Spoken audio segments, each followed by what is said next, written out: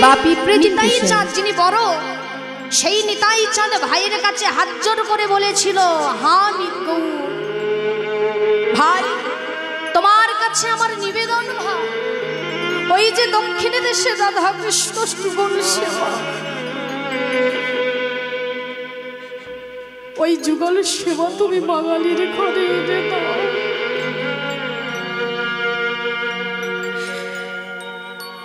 আমার গৌরহরি বলেছিল, দাদা যে বাঙালির জন্য আমি এই করব, যে বাঙালির জন্য আমি রাধা কৃষ্ণ যুগল সেবা এনে দেব, এতে করে বাঙালির লাভ কি হবে, আমাদের লাভ কি হবে? গৌরহরি প্রশ্ন করল নিতাইকে। নিতাই বলেছিল, ভাই একবার যদি রাধা কৃষ্ণ যুগল সেবা তুমি বাঙালির ঘরে দিতে পারো, বাঙালিরা 24 ঘন্টা কাজ করবে, কিন্তু এই 24 ঘন্টার মধ্যে তারা তো সংসারী, রোগ তিতাব জ্বালা যন্ত্রণা আছে, কিন্তু একটি ঘন্টা যদি তোমার চরণ ধরে একবার কেঁদে বলতে পারে, হা কৃষ্ণ আমি তোমার, তাহলে তার মানব জন্মে ধন্য হয়ে যাবে। তাই আপনি মা বুকে হাত দিয়ে বলুন তো, ভগবান আমাদেরকে নিঃস্বার্থভাবে ভালোবেসেছে, আপনি ভগবানকে কতটা নিঃস্বার্থভাবে ভালোবেসেছেন? আপনি তো যখনই মন্দিরের সিঁড়িতে পা দেবেন আপনার মনে বাসনা নিয়ে পা দেবেন, আজকে যেন আমার চাকরি হয়, আজ যেন আমার ছেলের একটা ভালো বৌমা জোটে, আজ আমার মেয়ের যেন একটা ভালো বর জোটে, আমার সংসার যেন ভালো হয়, আমার দোতলা একটা বাড়ি হয়। আপনি কখনো বাসনা না নিয়ে মন্দিরে প্রবেশ করেছেন? করেননি। তাহলে বাসনা নিয়ে আপনি প্রবেশ করেছেন। আপনি কখনো যদি ভক্ত হন প্রকৃত, আপনি ভগবানকে গিয়ে ডাইরেক্ট জিজ্ঞাসা করতে পেরেছেন, এই যে কৃষ্ণ আজকে তুমি কি খেয়েছো বলো তো, এই যে তোমার শরীর ভালো আছে তো, তোমার শরীরে কিছু হয়নি তো, তুমি ভালো আছো তো? আমরা বলি? এখন আপনারা বলবেন, দূর বাবা, পাথরের মূর্তিকে এরকম করে কেউ বলে নাকি? মীরাবাই এমনি ভগবানকে পাইনি, সুদামা এমনি ভগবানকে পাইনি। আমরা এত এত ভক্তের কথা শুনি, তারাও সংসার করেছে বাবা, কিন্তু তারা মায়ায় জড়ায়নি, আমরা মায়ায় জড়িয়েছি। যে সংসার তোমার নয়, এটা যখন আপনি ভাববেন যে ছেলে বলুন মেয়ে বলুন আপনাকে দুঃখ দিচ্ছে, কষ্ট দিচ্ছে, কারণ তারা আপনজন তবুও কষ্ট দিচ্ছে, তাদের জন্য এত কিছু খাচ্ছেন, কিন্তু যে ভগবান এত সুন্দর মানব দেহ দিয়েছে, সেই ভগবানের কাছে গিয়ে কখনো ভগবানের জন্য এক ফোঁটা জল ফেলেছেন বলুন তো মা?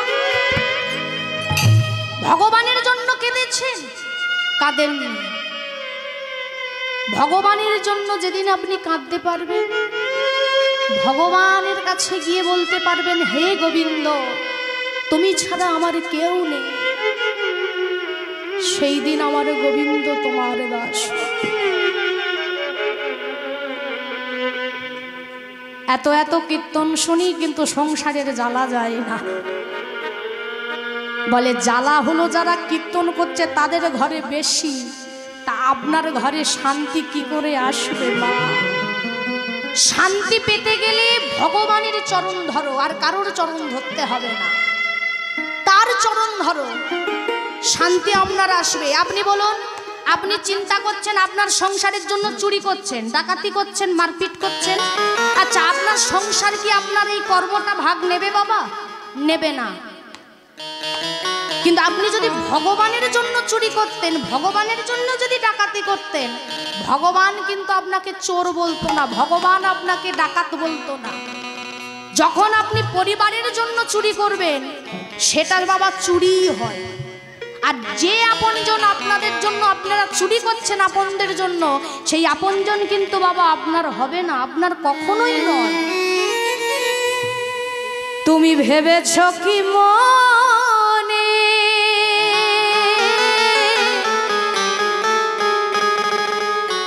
এই ত্রিভুবনে এ জীবন চলে গেলে আরে পাবে না?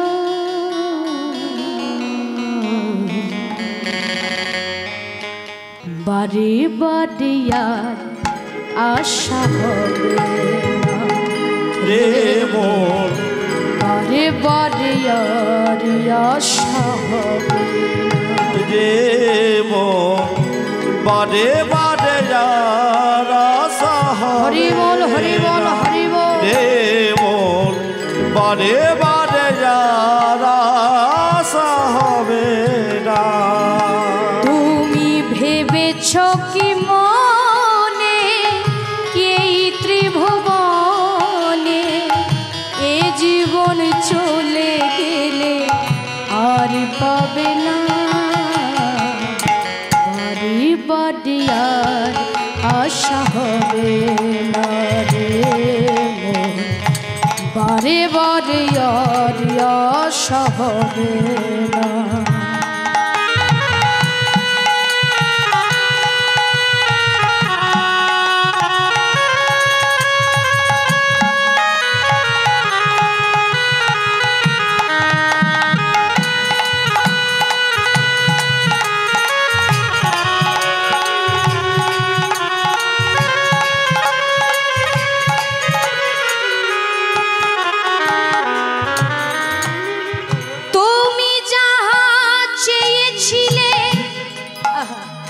আমাদের জীবনে বাবা চাওয়া পাওয়ার শেষ নেই। আজ যদি সাইকেল থাকে কাল মনে হয় একটা বাইক কিনি, আর যখন বাইকটা কেনা হয়ে যায় শখ মিটে যায় এবার মনে হয় একটা 4 চাকা কিনি।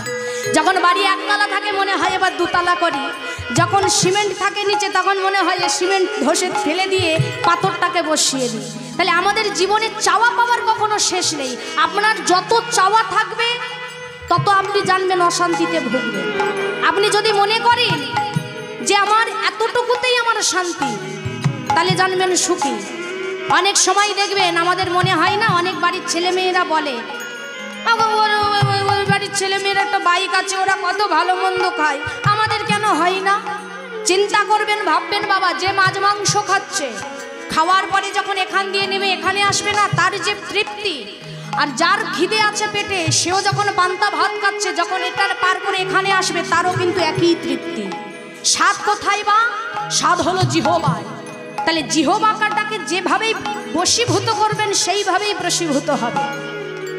আমাদের চাওয়া পাওয়ার শেষ নেই, কিন্তু সর্বদা জানবেন জীবনে যত আমাদের চাওয়া পাওয়া কম থাকবে আপনি সুখী হবেন। চাওয়া যখন বেশি হয়ে যাবে সংসারে অশান্তি ঝগড়া এগুলো লাগবে। তুমি যাহা চেয়েছিলে আসিয়া হে ঠাই চিত্রগুপ্ত লিখে রাখিলেন খাতা মনরে রে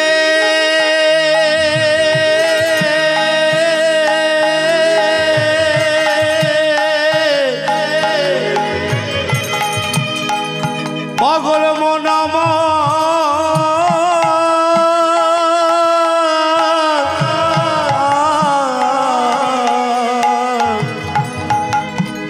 ওরে পাগল মন মন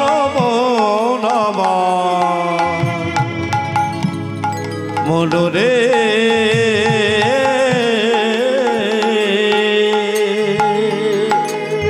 তুমি যাহা চেয়েছিলে আসিয়া হে ঠাই চিত্রগুপ্ত লিখে রাখিলেন খাতায় তোমার বিচার করিবে ভগবান।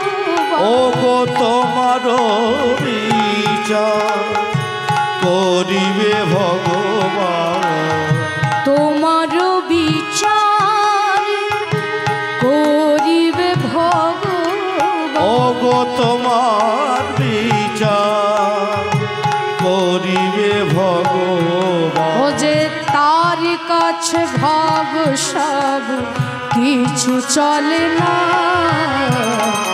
বারে বারে আর আশা হবে না রে মন।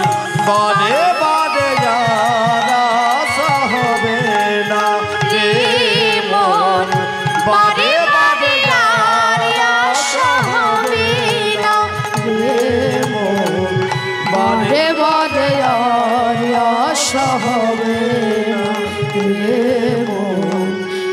বারে বারে আর আশা হবে না, বারে বারে আর আশা হবে না বাবা। 84 লক্ষ জনই ভ্রমণ করেছি, তবেই দুর্লভ মানব জন্ম পেয়েছি। 80 লক্ষ তুমি কীট পতঙ্গ গরু ময়ূর কত না হয়েছ, 4 লক্ষ মাত্র মানব জন্ম, তাও শাস্ত্রে বলছে 3 লক্ষ কানা খোরা বোবা অন্ধ, 1 লক্ষ ভালো তোমার কর্ম ভালো হয়। তুমি চণ্ডাল কিংবা চারাল কিংবা ক্ষত্রিয় কিংবা ব্রাহ্মণ, এটা তোমারও পরিচয় নয়, পরিচয় তোমার কর্ম। কর্ম তোমাকে পরিচয় দেবে আপনি ভালো কি আপনি খারাপ কিংবা আপনি মন্দ। কর্ম সর্বদা ভালো থাকতে হবে, আর এই কর্মের সঙ্গে ভগবানকে সর্বদা স্মরণ করতে হবে বাবা। আমরা জীবনে বাবা উঠি আবার দাঁড়াই, আবার উঠি আবার দাঁড়াই, কিন্তু যখন পড়ে যাই তখন যদি গোবিন্দকে ডাকি এবং পড়ে যাওয়ার পরে যখন আবার উঠি তখন আমরা গোবিন্দকে ভুলে যাই। আমরা সুখে গোবিন্দকে ভুলে যাই, দুঃখে আমরা গোবিন্দকে মনে রাখি, কিন্তু যে সুখ আর দুঃখ দুটোতেই ভগবানকে সাথে নিয়ে চলে তার জীবনে আর যাই হোক কখনো বিনাশ হয় না বাবা। যে মহাপ্রভু নেমে এসেছেন, আমি আগেই বলেছি বাবা, মহাপ্রভুর নাম নিয়েছি, শিক্ষা আমরা কেউ নিতে পারিনি, কেউ নয়। কলিযুগে দাঁড়িয়ে শিক্ষা আমরা কেউ নিতে পারিনি, আমরা যত বড় বড় কথা বলি না কেন, কলিযুগে দাঁড়িয়ে মহাপ্রভুর শিক্ষা আমরা একটা কেউ নিতে পারিনি।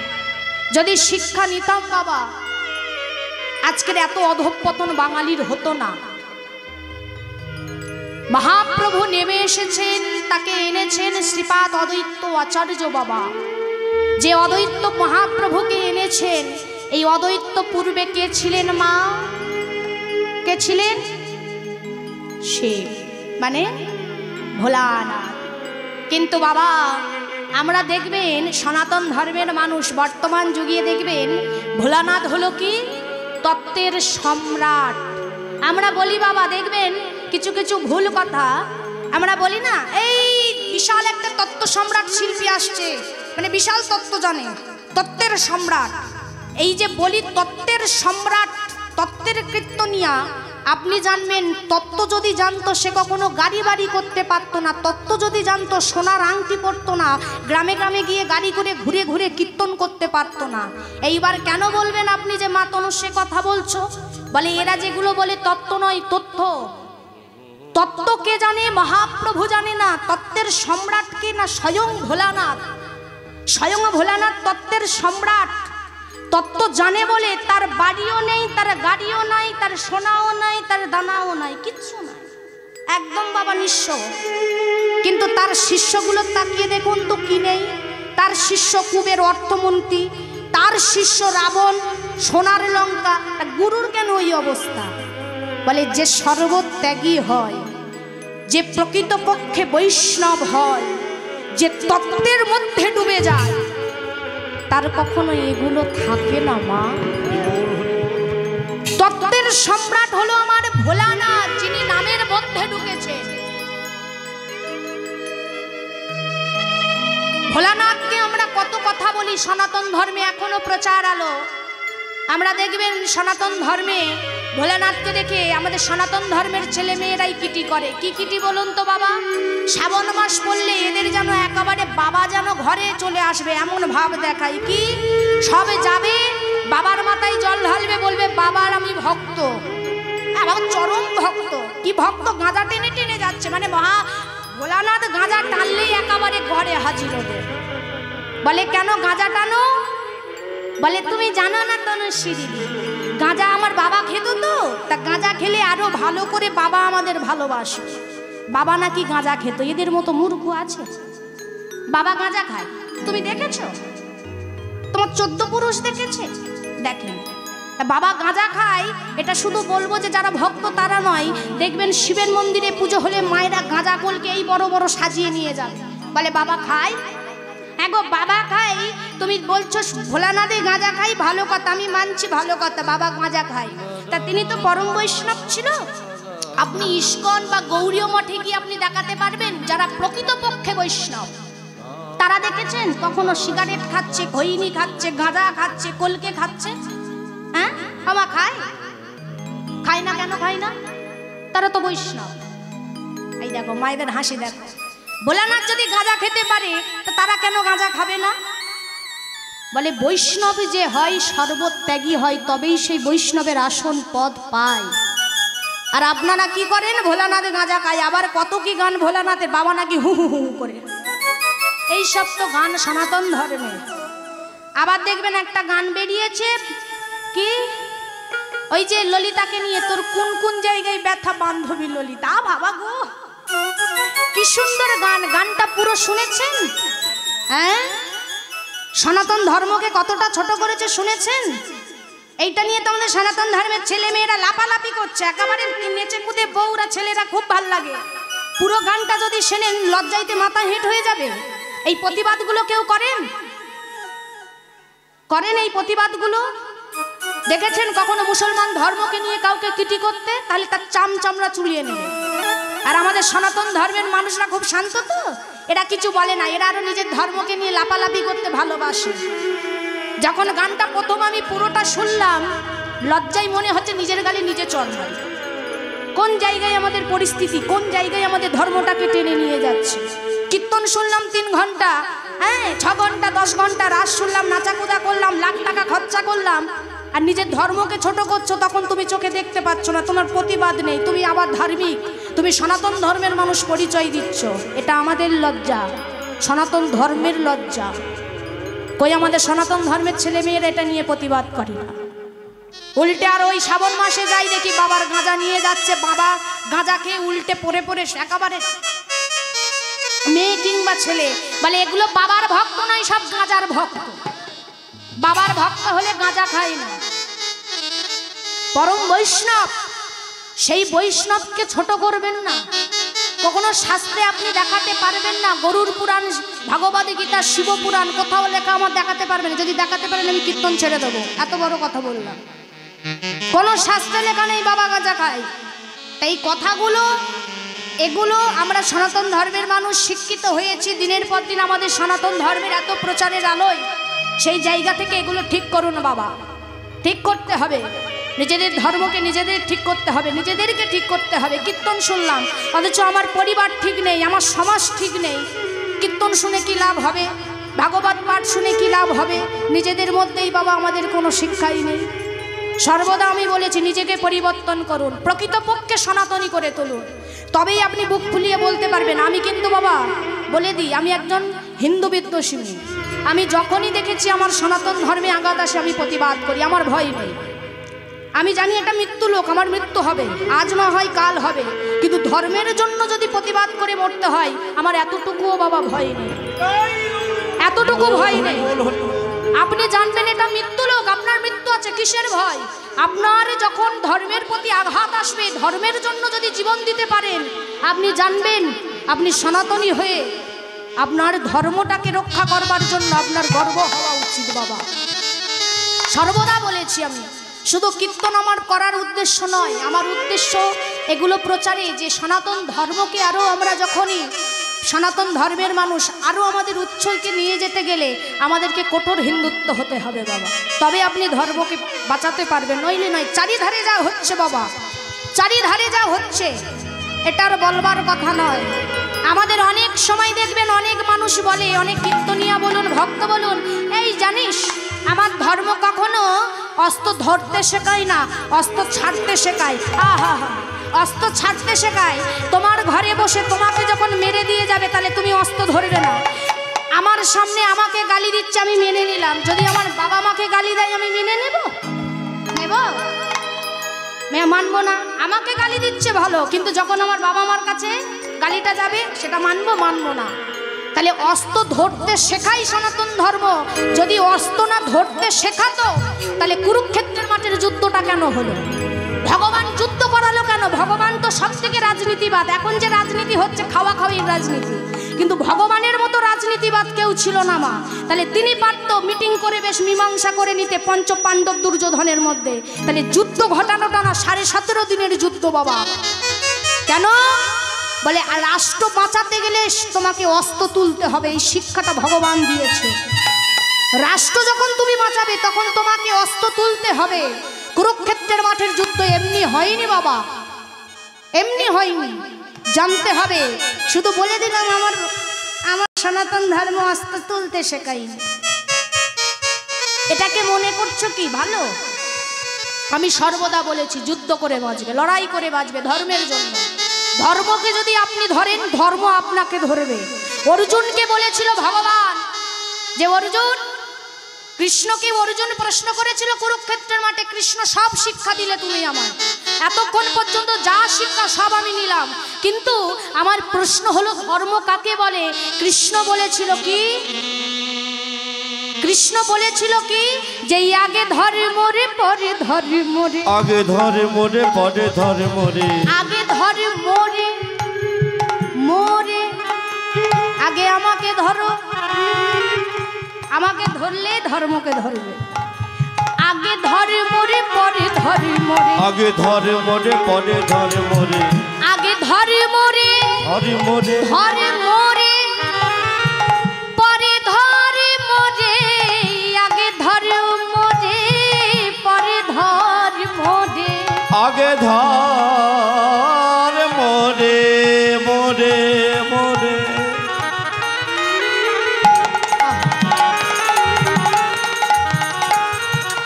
পরে ধর্ম রে,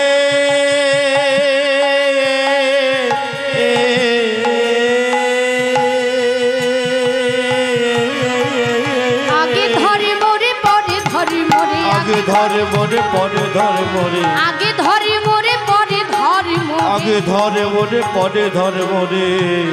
তাহলে আগে আমাকে ধরো, আমাকে যদি ধর্ম, ধর্ম তোমাকে ধরতে হবে না, ধর্ম আমি তোমাকেই ধরে দেবো বাবা।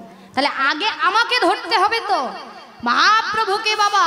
আমি আগে বলেছি, তাহলে যে ভোলানাথ তিনি এলেন অদ্বৈত আচার্য হয়ে, তিনি যখন বাবা এখানে এসে অদ্বৈত হলেন এই কলিযুগে, তার স্ত্রী গেল কোথায়? পার্বতী গেল কোথায়? আমরা তো সবাই এই ঘটনা জানি যে ভোলানাথ কলিযুগে অদ্বৈত হয়ে এসেছে। তাহলে পার্বতী গেল কোথায় মা? বলুন তো বাবা ঠাকুর, আপনার তো শাস্ত্র পণ্ডিত, ভালো জানবেন আমার থেকে। পার্বতীর স্ত্রী গেল কোথায়? হ্যাঁ আমা, নাম কি? সচি, সীতানাথ দেবী, তাই তো বাবা, সুন্দর। তাহলে অদ্বৈতের স্ত্রী হয়ে, মানে ভোলানাথ যদি অদ্বৈত হলো, পার্বতীও তার স্ত্রী হয়ে এসেছে এই কলিযুগে, নাম হয়েছে সীতানাথ দেবী। এবং সীতানাথ দেবী হলো কেন মা? সীতা কার নাম ছিল? সীতা কার নাম ছিল? রামের স্ত্রীর নাম, তাই তো মা? কথাগুলো বুঝতে হবে। তাহলে রামের স্ত্রীর নাম ছিল সীতা, তাহলে ভোলানাথের স্ত্রীর নাম কলিযুগে সীতা হলো কেন? বলে এটা যদি জানতে হয়, চলে যান আপনি ত্রেতা যুগে, যখন সীতাকে হরণ করেছিল রাবণ। সীতাকে হরণ করে রাবণ নিয়ে চলে গেছে। এবং এই জায়গায় আমার একটা প্রশ্ন মা, একটু মন দিয়ে বাবা। রাবণ সীতাকে হরণ করে নিয়ে গেছে আমরা সবাই জানি, এবং আমাদের বিধর্মী যারা মানুষ, আবার কিছু কিছু হিন্দু সনাতন ধর্মের মানুষ একটা প্রশ্ন করে, রাম নাকি তোদের ভগবান, তার বউকে নিয়ে একজন উঠিয়ে চলে গেল, আর তোর ভগবান কিচ্ছু করতে পারলো না? কি গো মা, প্রশ্ন এসেছে, তাই তো? তাহলে আমাদের যদি এই প্রশ্নটা আসে, তাহলে উত্তরটা আমাদের জানতে হবে। কেন হরণ করলো, কেন নিয়ে গেল, কি কারণে? এবং রাম জানলো না রাম ভগবান, তার নখদর্পণ করা সারা বিশ্ব, তিনি সারা বিশ্ব ব্রহ্মাণ্ডের মালিক, স্বয়ং ভারতবর্ষের শ্রী রামচন্দ্রের। তাহলে সেই রামচন্দ্র ভগবান, আর সেই ভগবানের স্ত্রীকে একজন নিয়ে চলে গেল, আর রাম জানলো না, রাম কিছু করতে পারলো না। এটা তো আমাদের বাবা ভুল, এটা আমাদের জানতে হবে। তাহলে হরণ করলো কেন, কারণটা কি? বলে রাবণ যে সীতাকে হরণ করলো, কারণ হলো এর পিছনে স্বয়ং কিন্তু রামচন্দ্র বলেছিল। এবং জানবেন মা, যে সীতাকে রাবণ হরণ করেছিল বাবা, এ সীতা কিন্তু নকল সীতা ছিল, আসল নয়, আসল সীতা নয়, নকল সীতা। কেন হরণ করেছিল যদি জানি, জানবেন বাবা, দুষ্টকে বিনাশ করবার জন্য হরণ করিয়েছিল রামচন্দ্র। কিভাবে? যেদিন মা সীতার বিবাহ হয়, বিবাহ হয়ে গেছে 3 দিন হয়ে গেছে, এখন আপনার বাড়িতে বৌমা এসেছে, মা নতুন বৌমা, এখন আপনার বাড়িতে যদি বৌমা আসে, বৌমা যদি 3 দিন না খেয়ে থাকে, তাহলে কি হবে? আপনার সংসারে মঙ্গল হবে? মঙ্গল হবে না। এবং দশরথ যখন মা সীতার সামনে এসে দাঁড়িয়েছে, হাতটাকে জোড়ো করেছে, কারণ তিনি একজন দেবী, হাতটাকে জোড়ো করেছে, করে বলল, মা তোমার কাছে আমার একটা প্রশ্ন। বলো। প্রশ্ন হলো আমার, তুমি আমার বাড়িতে এসেছো 3 দিন হয়ে গেছে, মা আমার বাড়িতে এসে তুমি এক ফোঁটাও জল গ্রহণ করলে না এই 3 দিন, কেন মা? যেই না বলেছে কেন মা, সঙ্গে সঙ্গে সীতা বলে উঠল, বাবা তুমি ভুলে গেছো, তুমি কি অপরাধ করেছিলে তুমি ভুলে গেছো। অপরাধটা কি? তুমি যে নিজের হাতে অন্ধমণির ছেলে সিন্ধুকে বধ করেছিলে হরিণ ভেবে, এই যে পাপ তুমি নিজের হাতে করেছো, তোমার বাড়িতে আমি কি করে জল স্পর্শ করব বাবা? সেই অপরাধের কারণে আমি তোমার বাড়িতে 3 দিন হলো জলও খাইনি। রামচন্দ্রের পিতা যিনি দশরথ, তিনি বলল, মা তাহলে অপরাধ যে আমি করেছি খণ্ডন হবে কি করে? বলে, এমন এক ব্রাহ্মণকে নিমন্ত্রণ করো যে আজও পর্যন্ত কারোর বাড়িতে জল স্পর্শ করেনি। আচ্ছা মা, কোনো ব্রাহ্মণ কারোর বাড়িতে না খেয়ে কখনো থাকে? ব্রাহ্মণ যাবে, মিষ্টি জল খাবে, এটা নিয়ম, আপনি যাও কিছু দেবেন, সে সেবা করবে। ব্রাহ্মণ এখনো পর্যন্ত কারোর বাড়িতে খায়নি, এমন ব্রাহ্মণ কোথায় আছে? কোথাও আছে? বলে, একজন আছে। কে মা তুমি বলে দাও। বলল, শোনো বাবা, স্বয়ং রাবণ রাজা, যিনি আজও পর্যন্ত কারোর বাড়িতে জল স্পর্শ করেনি। দশরথ চিঠি লিখে পাঠালেন বাবা। রাবণ যখন দশরথের চিঠি পেলেন, দশরথের বাড়িতে রাবণ এলেন, এসে বলে উঠলেন, মা আমাকে ডাকবার কারণ কি? সীতা বলল যে, তুমি বাবা আমার বাড়িতে এসেছো, বসো, জল খাও। তুমি কেন এসেছো, কিসের জন্য এসেছো, তোমাকে আমি পরে বলবো। রাবণ বলে, আমি বসতে পারি তোমার বাড়িতে, জলস খেতে পারি, কিন্তু একটা কথা কি, যদি রামচন্দ্রের সঙ্গে যদি আমাকে সাক্ষাৎ করিয়ে দাও, রামচন্দ্রের কৃপা যদি আমাকে পার করিয়ে দাও, তাহলে আমি একটু কৃতজ্ঞ থাকবো। তা রামচন্দ্রের কৃপা তোমাকে পাওয়াবো কি করে, সেটা তুমি বুঝবে। সীতা বলল, ঠিক আছে তুমি দাঁড়াও, আমি ডাক করাই। রামচন্দ্রকে ডাক করিয়েছে। রামচন্দ্র ঘরে থেকে বেরিয়ে এসেছে। কি হয়েছে সীতা? সীতা বলল, শোনো, রাবণ নাকি তোমার কৃপা পেতে চাই, তোমার আশীর্বাদ পেতে চাই। আমরা ঘরের লক্ষ্মীকে দেখবেন অবজ্ঞা করি। একটা কথা সব সময় জানেন, নারী যখন, পুরুষ যখন 1 লাখ টাকা মাসে যদি ইনকাম করে, কিন্তু স্ত্রীকে সম্মান দেয় না, স্ত্রীকে মর্যাদা দেয় না, সেই বাড়িতে কখনো লক্ষ্মী থাকবে না বাবা। একটা বাড়িতে স্বামীর যেমন কর্তব্য স্ত্রীকে সম্মান দেওয়া, স্ত্রীরও কর্তব্য স্বামীকে সম্মান দেওয়া, তবে সেই সংসারে কিন্তু লক্ষ্মী বিরাজমান।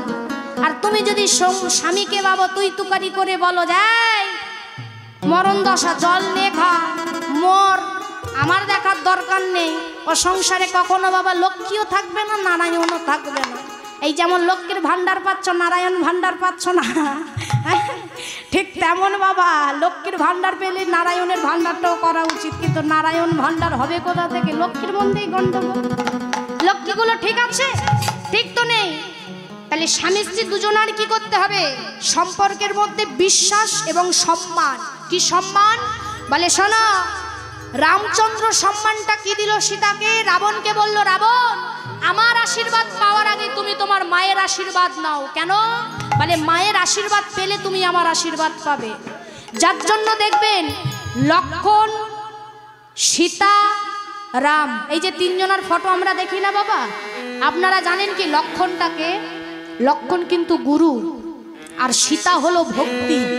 আপনাকে গুরুর কাছে যেতে হবে, তারপর ভক্তির কাছে, তারপর কিন্তু ভগবানের কাছে। তাহলে রাবণকে পাঠালো কার কাছে? ভক্তির কাছে, যে তুমি ভক্তির কাছে আগে যাও। ভক্তি যদি তোমার হয় তবে ভগবানকে পাবে। তাই আগে মা সীতার আশীর্বাদ তোমায় নিতে হবে। রাবণ সীতার চরণে পড়েছে। সীতা বলল, বেশ, তোমাকে আমি করুণা করলাম, আশীর্বাদ করলাম। এইবার রাবণ বলছে যে মা শোনো, আমি যে রামচন্দ্রের এইবার কৃপা পেতে চাই। রামচন্দ্র বলল যে আমার কৃপা পেতে গেলে, আমার আশীর্বাদ পেতে গেলে আগে তোমাকে একটা কাজ করতে হবে। রামের হাতে মরবে তবেই না কৃপা হবে। যখন আমি 14 বছরের জন্য বনবাস যাব, 11 মাসের জন্য সীতাকে তোমার কাছে রেখে দিতে হবে। 11 মাসের জন্য সীতাকে তোমার কাছে রাখতে হবে। রাবণ বলল বেশ, তাই হবে প্রভু। এই যে রামচন্দ্র আদেশ দিল, তারপর কিন্তু বাবা হরণ হয়েছিল সীতা। এইবার মায়েরা বলবেন তাহলে সীতাকে হরণ করলো যে সীতা, ও সীতা কিন্তু বাবা আসল সীতা ছিল না, নকল সীতা। আসল সীতা কোথায় ছিল? সূর্যদেবের কাছে। আসল সীতাকে যদি রাবণ হরণ করত, রাবণ ওখানেই বিনাশ হয়ে যেত। কেন? কারণ হলো তিনি স্বয়ং রামচন্দ্রের স্ত্রী, তার গায়ে স্পর্শ করবে এমন কেউ বাবা নেই। যার জন্য আসল সতী ছিল সূর্যদেবের কাছে, আর নকল সতীকে রেখেছিল শুধুমাত্র লীলাটাকে ঘটানোর জন্য। রাক্ষস কুল যে ছিল সেটাকে বধ করবার জন্য নকল সীতা দিয়েই বধ করালো বাবা। আমরা জানি না, আমরা বলে দিই উল্টো পাল্টা কথা। সেই দেখুন সীতা, তাহলে এই সীতানাথ দেবী হলো কেন? বলে এই যে রামচন্দ্রের স্ত্রীকে হরণ করে নিয়ে গেল, পার্বতী আর ভোলানাথ যাচ্ছে হরিনাম গাইতে গাইতে, দুইজন মিলে, স্বামী স্ত্রী দুজন মিলে হরিনাম গাইছে। আর সেই হরিনাম আমরাও গাইব, দুটো বাহু তুলে গাইব, সবাই মিলে গাইব। দেখি দুটো বাহু তুলুন সবাই একসঙ্গে, প্রেম সে দুটো বাহু তুলে। হ্যাঁ, হরে কৃষ্ণ তালে তালে কিন্তু একদম প্রেম সে। কৃষ্ণ কৃষ্ণ হরে হরে, হরে রাম রাম রাম হরে হরে, হরে কৃষ্ণ কৃষ্ণ কৃষ্ণ হরে হরে, হরে রাম রাম রাম রাম হরে হরে, হরে কৃষ্ণ কৃষ্ণ কৃষ্ণ হরে হরে, হরে রাম রাম রাম হরে। বলছো কিন্তু আমি শুনতে পাচ্ছি না কেন? রাধে রাধে। এখন মায়েরা বলবে তুমি মাইকে চিল্লে চিল্লে বলছো, আর আমরা খালি গলে কি করে শুনতে পাবে? হ্যাঁ গো মা, জোর করে বললে দেখবেন আমার পরেও আপনার গলা শোনা যাবে। এখন যদি এখানে যতজন ভক্ত আছে সবাই যদি উচ্চস্বরে গাও, দেখবে কত সুন্দর লাগে। তবেই না হরিবাসর বলে মনে হবে। একসঙ্গে দেখি বলো, হরে কৃষ্ণ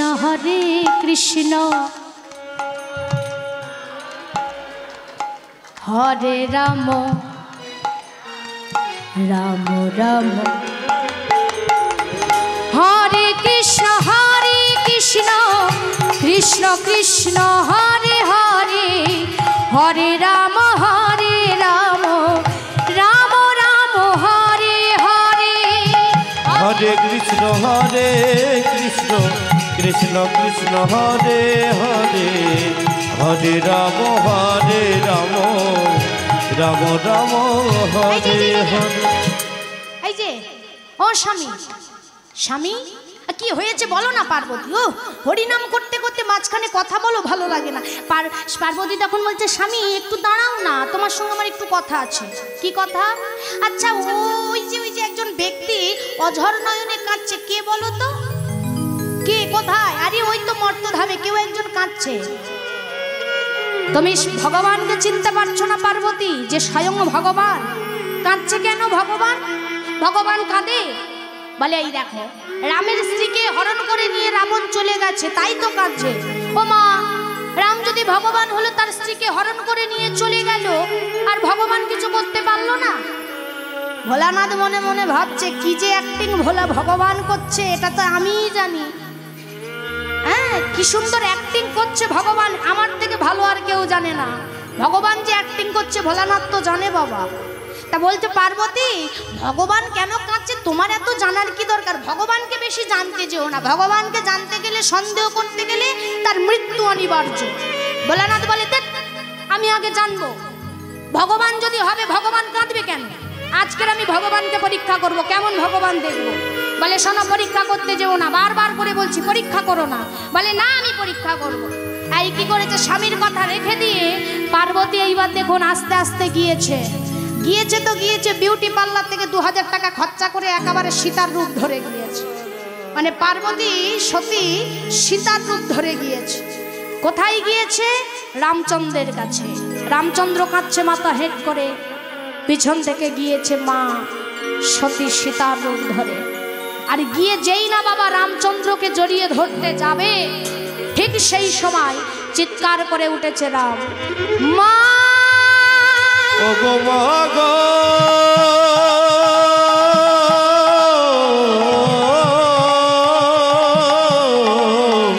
মা মা গো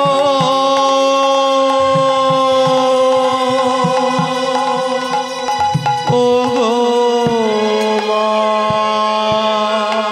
মা। যেই মা মা করে উঠেছে, মা সতী চিন্তা করছে এত টাকা খরচা করে পার্লার থেকে সেজে এসেছি সীতার রূপ ধরে, তাহলে এখানে বউ না ভেবে মা ভাবলো কেন, চিন্তা করছে পিছনে দাঁড়িয়ে সতী। আর রামচন্দ্র বলে উঠল, মা এ জগতের সংসারে মানুষ মানুষকে ধোঁকা দেয়, মানুষ মানুষকে ফাঁকি দেয়, মানুষের চোখে মানুষ ফাঁকি দিতে পারে কিন্তু ভগবানের চোখে কেউ পারে না। তুমি আমাকে পরীক্ষা করতে এসেছো মা, বলো তোমার বাসনা কি। মা সতী তখন বলল, ওরে রাম রে, আমার বড় বাসনা, জীবনে একটি বার তোকে আমি সন্তান রূপে আমার কোলে বসিয়ে তোকে সেবা করাতে চাই। রাম বলে উঠল, মা ওগো মা গো মা ওগো মা শোনো মা, এ যুগে নয়, এই ত্রেতা নয়, দাপর নয়, ওই কলি যুগে যেদিন আমি শ্রীকৃষ্ণ চৈতন্য মহাপ্রভু হব, মহাপ্রভু হব,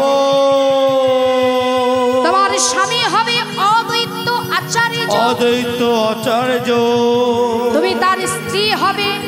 তুমি আজ যেহেতু আমার স্ত্রীর রূপ ধরে এসেছো, তোমার সেদিনও তোমার নাম হবে, তোমার নাম হবে সীতানা দেবী।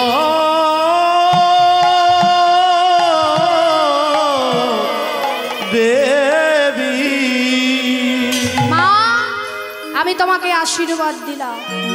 যেই না বাবা সতী আশীর্বাদ পেয়েছে, সতী এইবার বলে উঠল, তাহলে ঠাকুর আসি।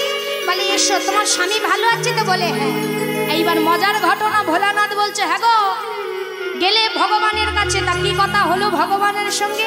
বলে ওই কি স্বামী বললো তোমার স্বামী ভালো আছে, তুমি ভালো আছে, একটু কথা বলে চলে এলাম। ভোলানাথ বলল, কি হয়েছে না হয়েছে তো আমি ভালো জানি। আচ্ছা ঠিক আছে চলো, কীর্তন করতে দেরি হয়ে যাবে, চলো তাড়াতাড়ি চলো। এই যেই পার্বতী বাবা স্বামীর পাশে বসতে যাবে, স্বামীর পাশে কে থাকে বলুন তো? বাম পাশে বলে স্ত্রী, আর স্বামীর ডান পাশে থাকে ছেলে মেয়ে পুত্র সংসার। বাম পাশে স্ত্রীর আসন হয়। যেই না দুর্গা বাম পাশে বসতে গেছে, দেখুন ভোলানাথ আসনটাকে ঘুরিয়ে ডান দিকে করে দিয়েছে। আমরা সংসারে বলি ত্যাগ করব, স্বামী ত্যাগ করব, পুত্র ত্যাগ করব, কন্যা ত্যাগ করব, মায়া ত্যাগ করব, ত্যাগ করতে পারি না। ভোলানাথ কি বললো দেখুন, ত্যাগ করব বললো না মুখে, ঘুরিয়ে আসন ডান দিকে করে দিল, ত্যাগ করে দেখালো। পার্বতী স্বামীর দিকে তাকিয়ে আছে, কি হলো ব্যাপারটা? বলে স্ত্রীকে তখন বলছে পার্বতীকে, যে পার্বতী তুমি ভুলে গেছো, তুমি আমার আর স্ত্রী নও। কেন? বলে সীতা আমার কে হয় জানো? বলে কে? বলে রাম যদি গুরু হয়, তার স্ত্রী আমার কে হবে? গুরু মা। তা তুমি তো গুরু মার রূপ ধরে গেছিলে, তাই আজ থেকে তুমি স্ত্রী নও, তুমি আমার গুরু মা। আর এই কি করলো দেখুন, আসনটাকে ঘুরিয়ে ডান দিকে করে দিল। তাহলে সংসারে আমরা ত্যাগ করতে বলি, ত্যাগ করতে পারি না, আর ত্যাগ উনি করে দেখালো। আমরা সংসারে খেলি বাবা, মাটির পুতুলকে নিয়ে খেলি। কি করি না, যখন আমাদের খেলার ইচ্ছা হয়, ছোট থাকি মাটির পুতুল বানিয়ে ভালো করে খেলি। এবার খেলা যখন শেষ, তো মাটির পুতুলটাকে ভেঙে আমরা জলে ভাসিয়ে দিই, তাই না বাবা? কিন্তু ভগবান আমাদেরকে দিয়ে দেখুন খেলাচ্ছে। এই খেলার মধ্যে কে জেতে আর কে হারে এটা ভগবান দেখে। খেলিছ এ বিশ্বলয়ে বিরাট শিশু অনুমনে খেলিছ এ বিশ্বলয়ে নিতাই গৌর হরি বল হরি বল। শিশু অনুমনে খেলিছ এ বিশ্বলয়ে বিরাট শিশু অনুমনে খেলিছ খেলিছ এ বিশ্বলয়ে বিরাট শিশু অনুমনে খেলিছ এ বিশ্বলয়ে বিরাট শিশু অনুমনে খেলিছ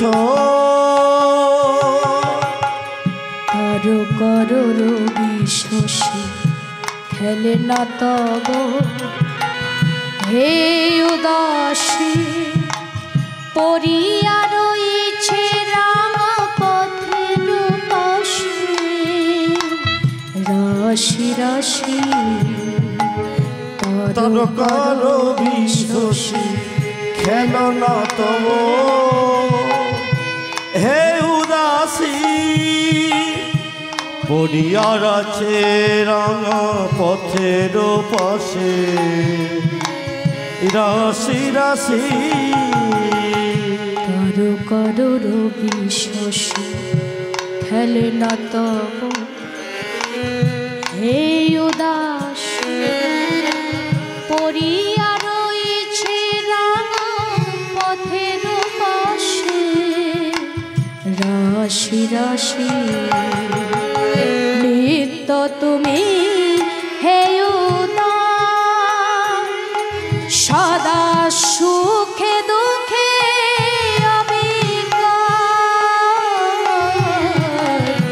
নিত্য তুমি হে উদাস সদা সুখে দুঃখে অবিকার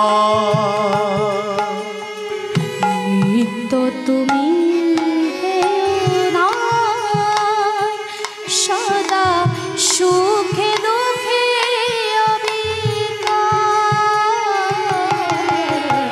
নিত্য তুমি হে উদাস সদা সুখে দুঃখে অবিকার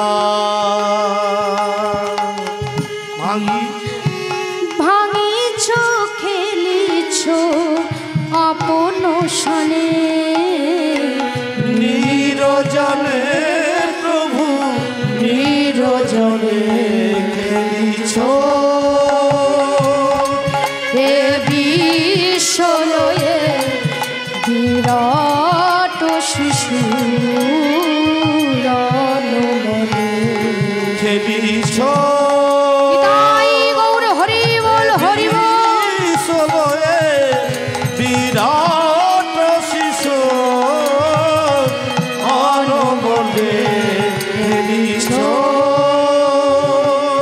খেলিছ খেলিছ খেলিছ।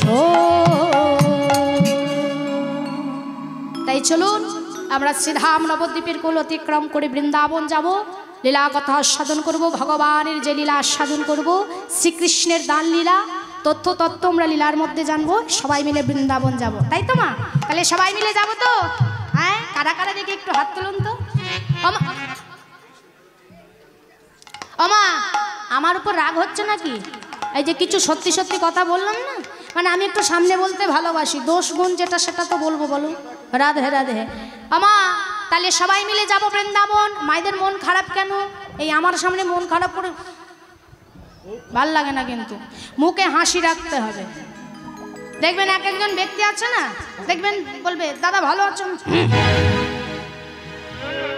আর ভাল লাগবে কথা বলতে। তাহলে হেসে যদি বলেন কত সুন্দর লাগে। তাই সবাই মিলে দেখবেন এই যতক্ষণ চারটে খুঁটির মধ্যে থাকবো দেখবেন ভালো ভালো আছেন, চিন্তা নেই ভাবনা না। যেই দেখবেন এই চারটে খুঁটি থেকে বেরটা হবেন, ওই দেখবেন এই রে এই হয়নি, ওই হয়নি, সেই হয়নি। তাহলে সবাই মিলে যাব বৃন্দাবনে একটু প্রেম সে আনন্দ করতে করতে, তাই তো? তাহলে সবাই মিলে হাত তুলুন। আরেকটি কথা, আপনারা জানেন বর্তমান যুগে যে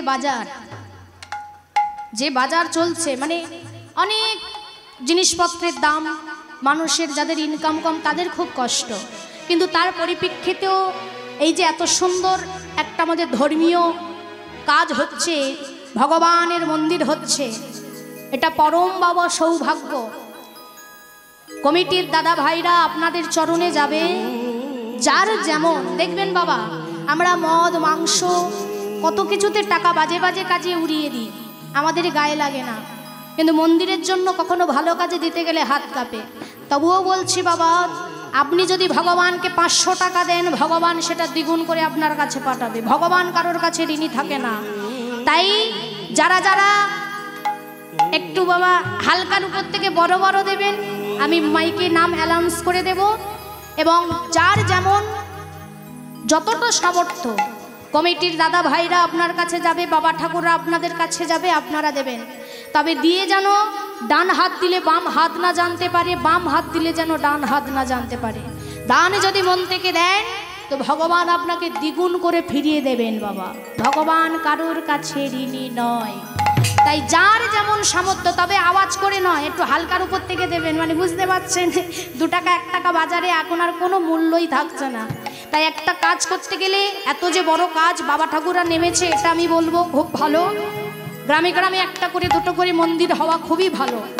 তাই যার যেমন খুশি সে তেমন দেবেন, হ্যাঁ, এটা আপনাদের কাছে আমার করজোরে অনুরোধ। তাই বাবারা যখন আপনাদের চরণে যাবে, আপনারা আপনাদের সাধ্য মতো দেবেন। যারা ধৈর্য। তাই চলুন শ্রীধাম বৃন্দাবন যাব, সবাই মিলে 2টো বাহু তুলে যাব, তাই তো? তাহলে একটু হাত তুলুন দেখি মায়েরা। হ্যাঁ সুন্দর, একটু রাধা নাম গাইব। হ্যাঁ, সন্ধ্যাবেলা রাধা নাম যদি গাই তো কৃষ্ণকে পেয়ে যাব, কৃষ্ণকে ডাকতে লাগবে না, রাধাকে ডাকলেই কৃষ্ণ এসে যাবে। তাই সবাই মিলে বলবো রাধা রানী কি, কৃষ্ণচন্দ্র কি, রাধা রানী কি, কৃষ্ণচন্দ্র কি। যারা বলছে না তাদের কি? হরি বল হরি বল, সবাই মিলে একসঙ্গে রাধে। হ্যাঁ, পরে করতালি দিয়ে কিন্তু এই সন্ধ্যাবেলা সুন্দর করে ভগবানের একটু নাম স্মরণ করব, সবাই মিলে গাইব হরি বল হরি বল হরি বল। দেখি 2টো বাহু তুলুন। হরি না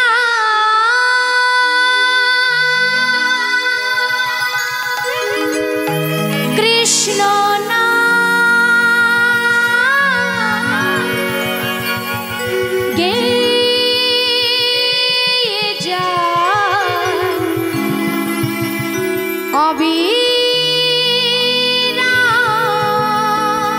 হরি নাম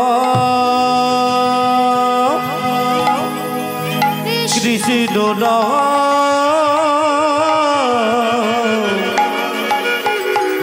গে যা অবিরাম।